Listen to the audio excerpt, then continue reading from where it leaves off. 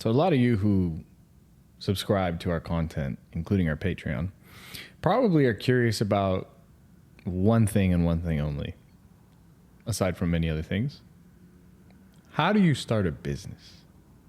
How do I, with no experience and no know-how, very little network, in my small bit of experience, do something so monumental as create a $1 million franchise, corporation, LLC, what have you? How do I do such a thing?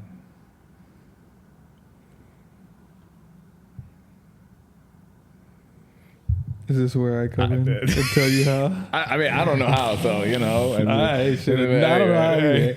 Yeah, get lucky, man. That's what you do. AM Club Podcast. Yeah. Sign it out. Go do some shit. This is very, very interesting. Because I feel like in each podcast that we have, we kind of take pieces of the pie and focus in on one particular piece. And, you know, that's the podcast. But now it's kind of taking all those pieces and giving you a nice little summary of how to make the pie or how to create the best pie for you. And that's one of the main things I'll start with is if you're going to do it, make sure you're willing to fucking do it. If you hate fucking, I don't know, you hate protein powder, then maybe you shouldn't create a business about protein powder. But I will say, what you love to do doesn't necessarily have to be the source. Again, we've spoke to this in one of the most recent podcasts. Create your business based off of not only stuff that you have some interest in, but also, really and truly, a market, a business, a product that people actually fucking want, right?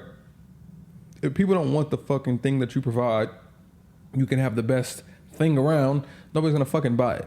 So instead of creating a business around it, that should be your passion project. And a business is very different than a passion project. Most people get that confused. Most people make passion projects and want to make that their business, but you have to make a business. That could also be a passion project, but at its core, it has to be a business. That's how you make money. That's how you sell. That's how you grow. It has to be a business. The passion project is only good for your living room and for giving to your family on Thanksgivings. Like, it's not going to do you much. So when you start in something that has a high market, high want, high need for whatever it is that you're offering. And know that if you're starting something that's in a highly oversaturated market like clothing, that if you're going to have a fucking cookie cutter brand that's like, I see a whole bunch of shit with like guns on it and like all this type of like shit with NBA Youngboy references and all that type of stuff. No offense to NBA Youngboy, but unless you're NBA Youngboy, you having a brand that's has a whole bunch of what he says around it or just basic stuff from rap culture and all that type of stuff, more often than not, is probably not going to work because it's highly oversaturated. A lot of people are doing that. A lot of people are doing the same things. A lot of people are having the same sayings. A lot of people are styling their clothes the same way. What the fuck are you going to do that's different? People weren't making clothes like, you know, Virgil whenever he came out with his specific clothes and how he did certain things. So don't just copy and paste from someone else. Like if you're wanting to start your own shit, don't just look at what Virgil did and say, hey, I'm going to take what he did instead of having it in fucking quotes. I'm going to underline it or some shit. Instead of putting in quotations, I'm going to underline it. Instead of putting a zip tie on it, I'm going to put a hair tie on it. Like it's slightly different, but it's still very similar to whatever the fuck else everyone else is doing or what everyone else has seen before. So if you're going to do something, especially in a highly saturated market, make sure that you have your way planned out on how you're going to fucking stand out. A lot of people try to think about that after the fact. Think about that before the fact, before you start your fucking business. Or else you're just going to be another fish in a fucking big ass pond. And you're probably not going to be the most attractive fish or the biggest fish or whatever the fuck. So why the fuck would anybody want to pick your shit? Pick something that has a market for it, and pick something to where you can stand out and be unique, and make it a business, not a passion project. If you can't do that before you fucking start, it's not your time to start yet. Maybe you have to go back to the drawing board, or maybe you realize that this is not for you at all. If you want it to pan out, you got to make sure you can plan it out. There you go. Bars from Austin, by the way. No. I just repeated it in a different fashion. Now that we've gotten the fact that you need to have the proper business decided upon and where you want to go, and you're structuring a plan, what you need to do is you need to have a minimum viable product, aka you need to have a proof of concept. So what you need to do here is, rather than going out and buying, say you're starting a clothing brand, buying thousands of different shirts, thousands of different stitching, different designs, different logos, and you just go all out and try to sell it, you need to do it in small cycles. And that's your minimum viable product. What's the least and most simple product that you can release that serves as your proof of concept, where you can actually sell or bring in revenue and potentially profit off of the idea that you've selected upon? Now, this is very difficult because I know you get excited, you want to go out there, you want to do great, wonderful things, but you have to have some self-restraint and exercise that self-restraint in order to do small cycles and small iterations. You might have to negotiate with your manufacturers or with your distributors to get certain things at certain levels or certain quantities that you want them at. You might have to improvise. You will probably have to get extremely creative in whatever space that you're in order to start selling small quantities and doing small cycles. And when you can prove that you can create revenue, when you can prove that you're bringing home profit, whatever it might be that's garnering success, well, now you have to have a plan and a strategy to scale. Now, there's all different ways that you can scale, but scale is going to cost money. So either you're going to have to get the money from your initial cash flow, you're going to have to get a loan, you're going to have to potentially get a business partner or an investor, and there's a variety of routes that you need to or that you can evaluate. However, in the process, what you need to do is understand what path you want to take. And if your product never succeeded, on to the next. Don't hold on to it. Keep going. Just be smart. Play it well. Unless you truly have a good product market fit and it's just going to take time, there's a lot of things that don't work out. If you're very passionate about it and you believe you can make it work, you're more than welcome to continue. But in certain instances, it's good enough to cut your losses and continue to something that you know will fit better. Now, that doesn't mean just go wishy-washy all over the fucking place and do everything from drop shipping to trading to getting into crypto and then trying to start a clothing brand and then becoming a YouTuber. Like, you're doing too much. Find one thing that works, or find one thing and make it work. But do you want to discuss scale, or do you have another point that's on how your to mind? scale?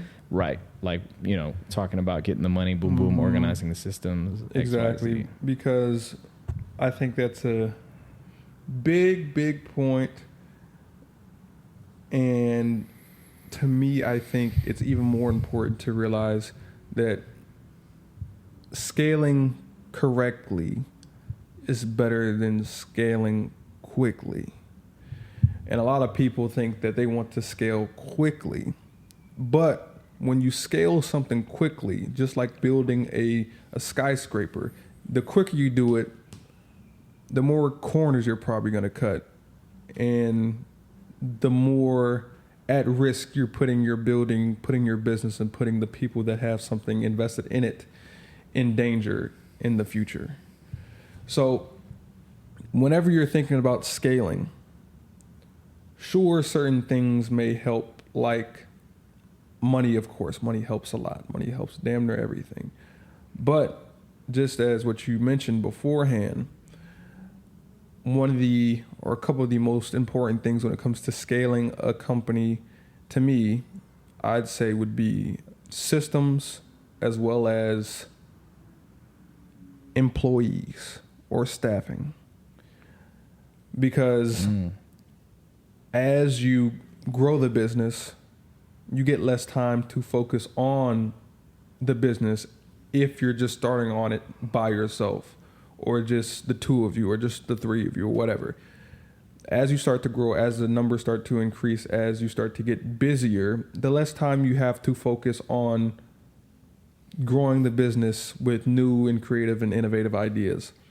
And you're going to need that back if you want to increase the amount of money that you're making and the amount of volume that you're moving, right? The best way to do that is to take some of that money that you're making and invest it back into the business, not by investing into more supplies, more product, all that type of stuff. You're going to have to start investing in people.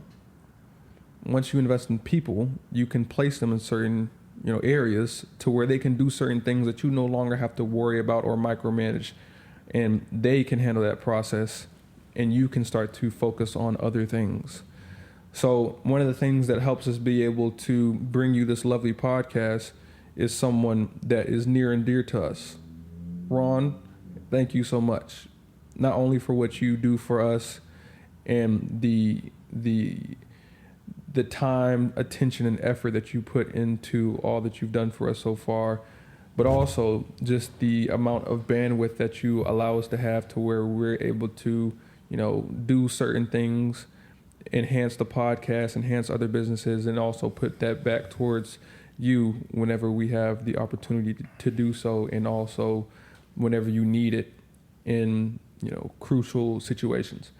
So being able to do that, being able to have someone on your team that allows you to get some of that bandwidth back, allows you to grow the business, grow other businesses, and scale a lot more than you pumping money back into the business solely. You're going to have to do a little bit of both. Pump money back into the business, but also hire people to help you stable the ship. Make sure the ship is running and going about its course the correct way while you focus on, the battle plan for when you get to, whatever shore that you're getting to.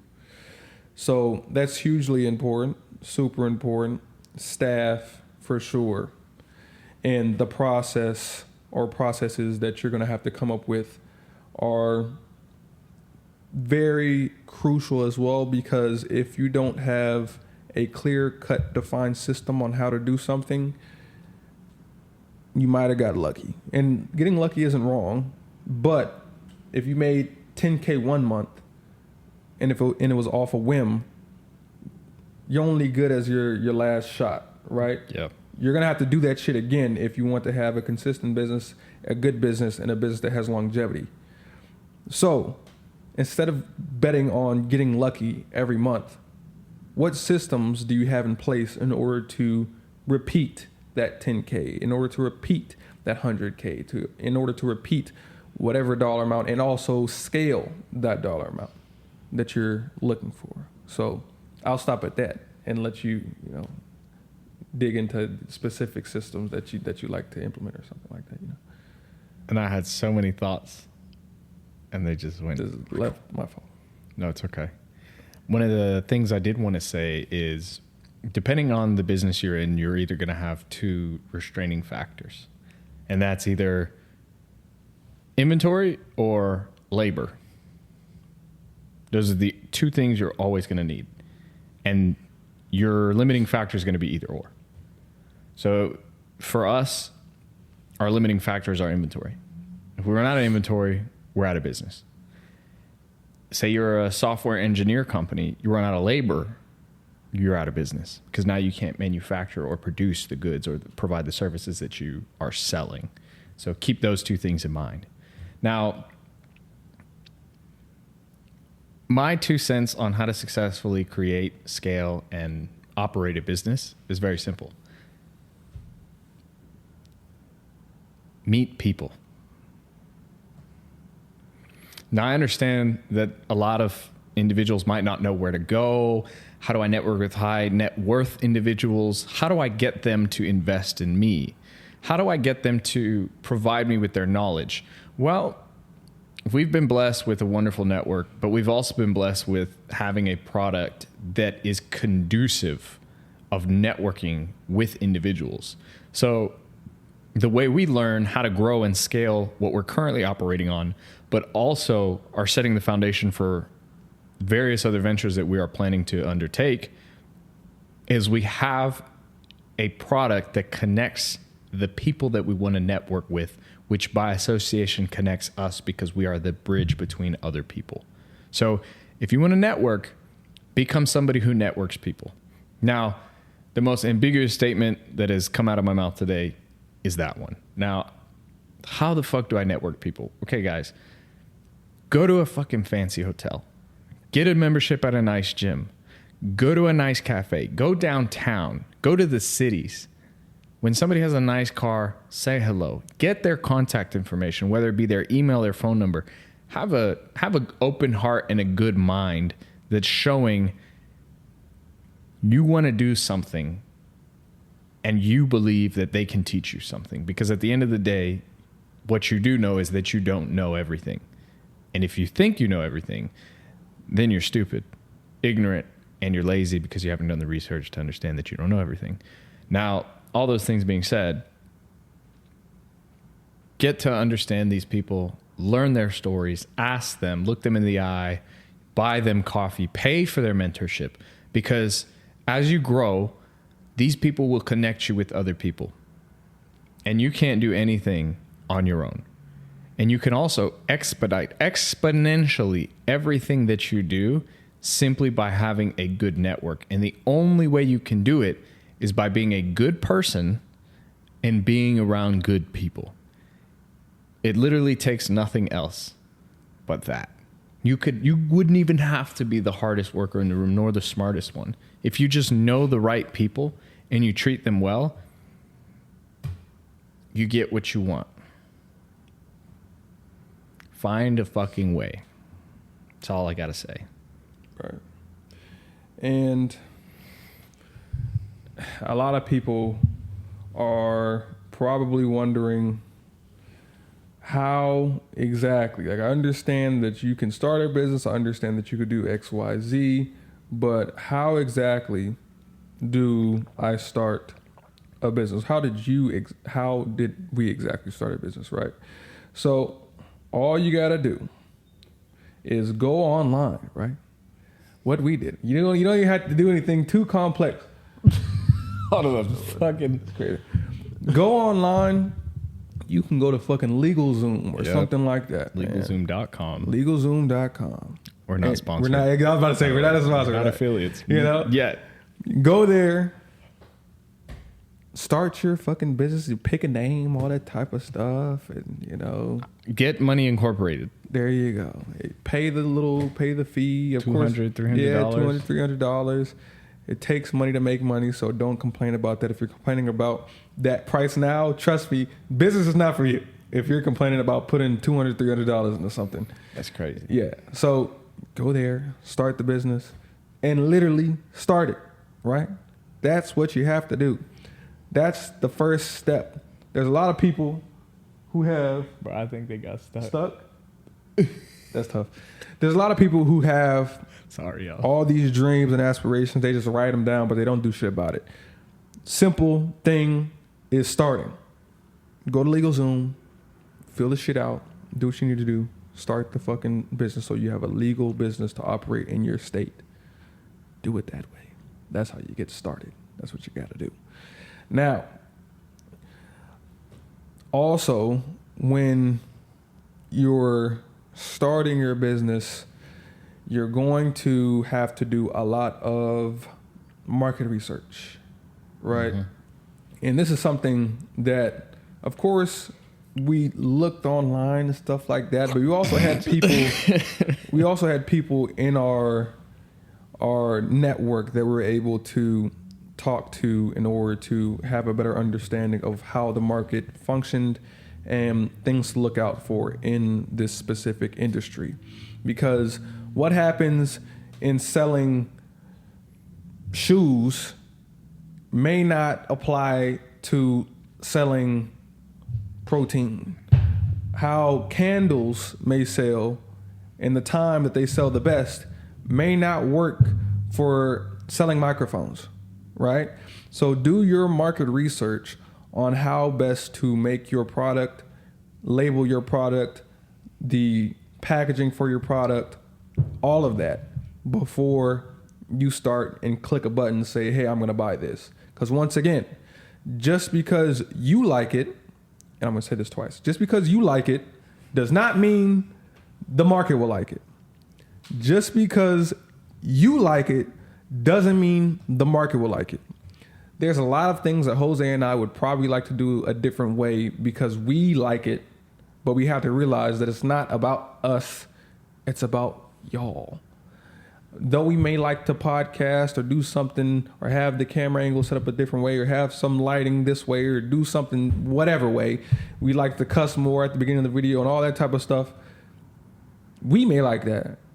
But if you don't like it, then what good is it, right?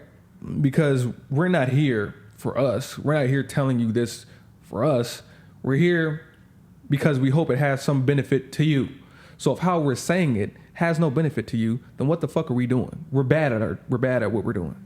So when you start your business, before you start your business, whatever, do some market research to figure out what works best for the market. And also realize or have some ideas as to innovative ways that people haven't taken advantage of that would be conducive for your business in the market, right? Because there might be different ways that your business could grow. And again, if you had a shoe business, say partnering with partnering with like skateboarders or something would be cool for your shoe business. That's something that kind of aligns, right? That's an innovative way that if nobody was doing deals with skateboarders, and there's a lot of famous skateboarders out there, that could be something that you could take advantage of in that specific industry that could be innovative, that could be, great for your business. However, if we were to do that and say, hey, we're going to partner with someone who is popular in skateboarding with cigars, that may not work as well as partnering with someone when you have a shoe company. There is potentially a skateboarding and cigar smoking market out there, but it's probably very, very, very, very small.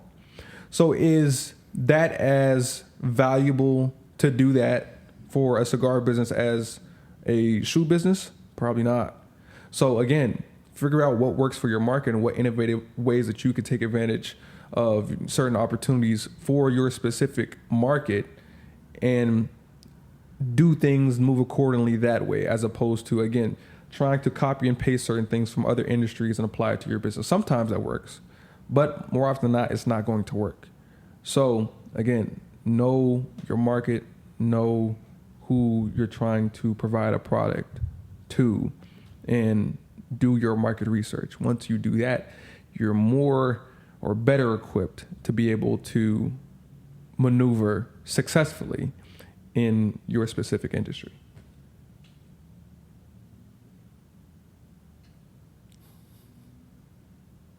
Now watch, something genius is going to pop into his head in like 5 seconds.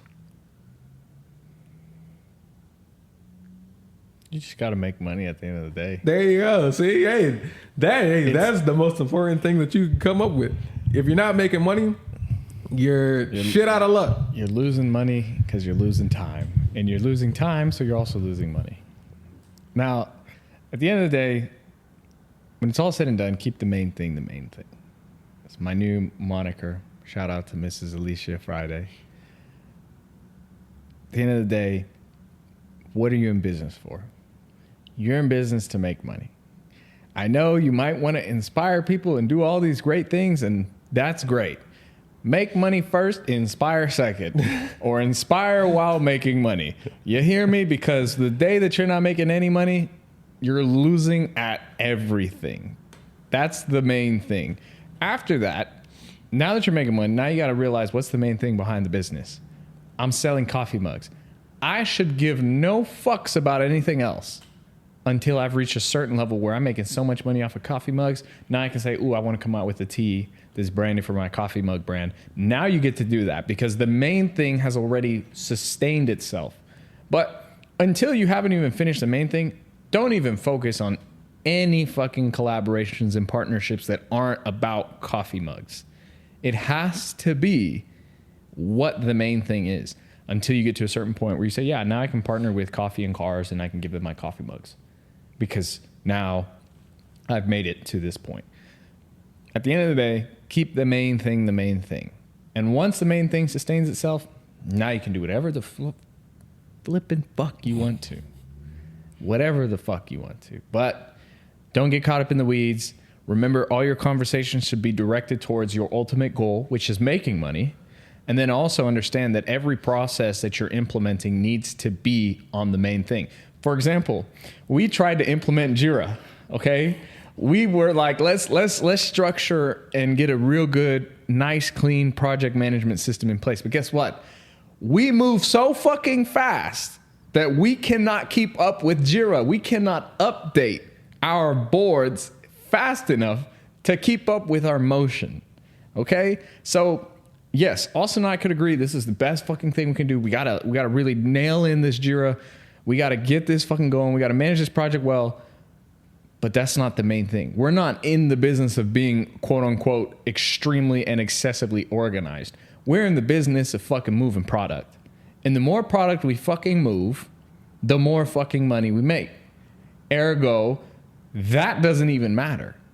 That's what I mean to say when I say don't focus on things that you think will yield results.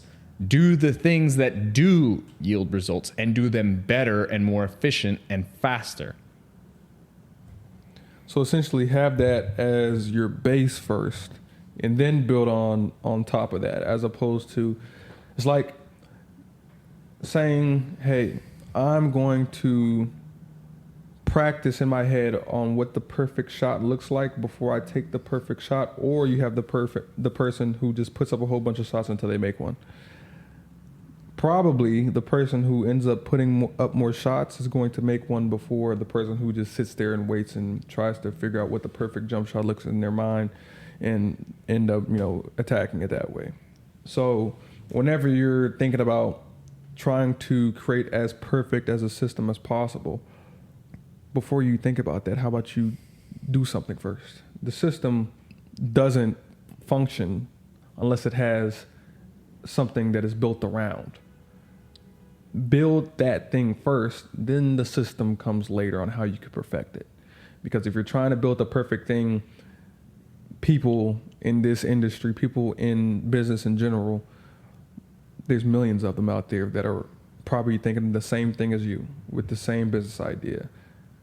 You're going to lose out to them. Not because you didn't have a great idea, not because you didn't have a great system, because you were too fucking late. Mm. So sometimes action trumps having the perfect whatever the fuck right now. And you can just perfect it later as you go. So that's something for sure that we had to realize, like, action is, and that's something different for me because normally I like to, just sit and plan, but action is something that's very, very crucial. However, I will say a plan is of use.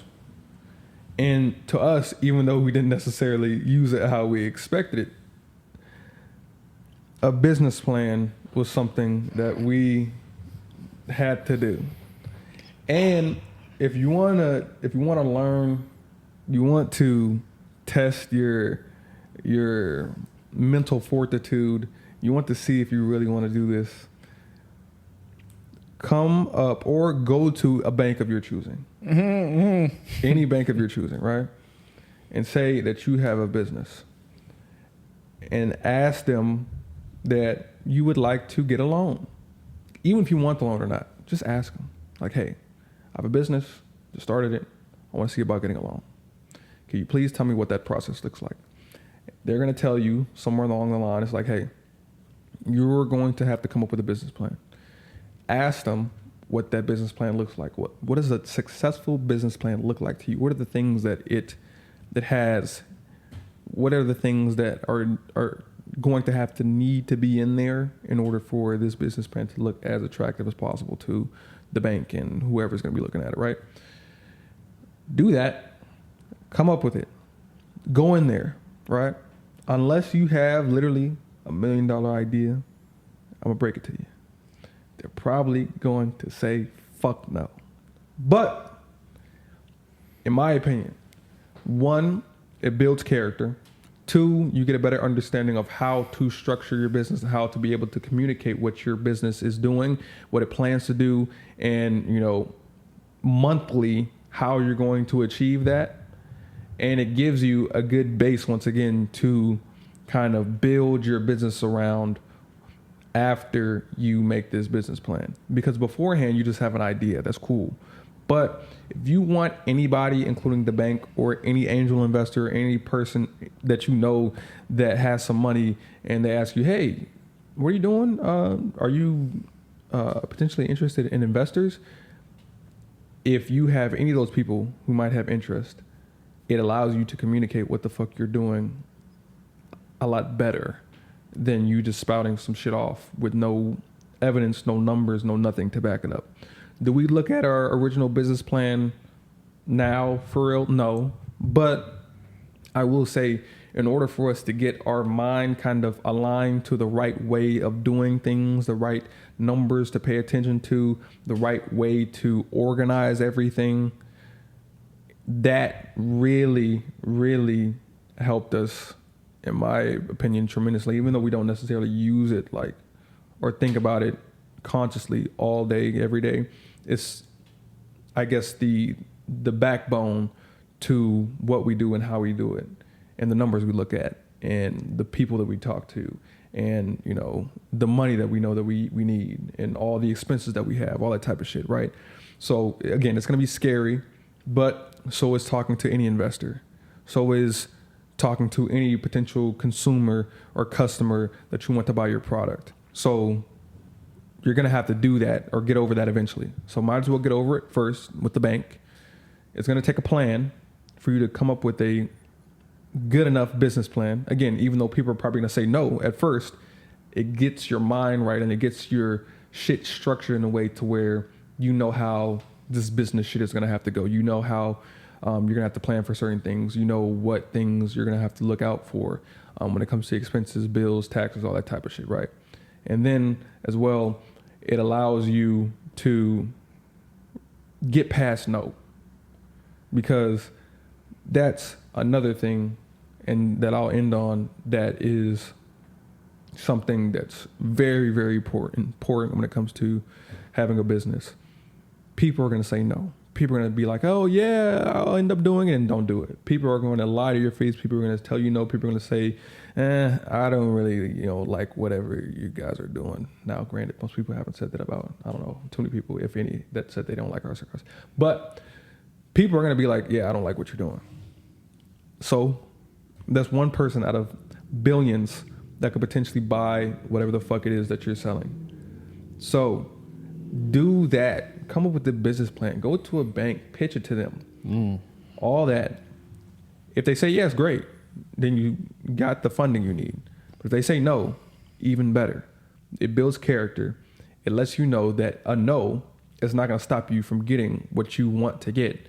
And it makes you be creative on different ways, or on the different ways that you can be able to acquire whatever it is that you want. That's what it forced us to do. And that's why we're here today, garnering the success that we have, because we had to figure it out, because no was the thing that we were told. And we said, fuck no to your no. We're going to do it our way. We did it our way. We did it. You can do it too. Perfection is the enemy of progress. There you go. The AM Club Podcast. Signing out. Mic check. The AM Club Podcast.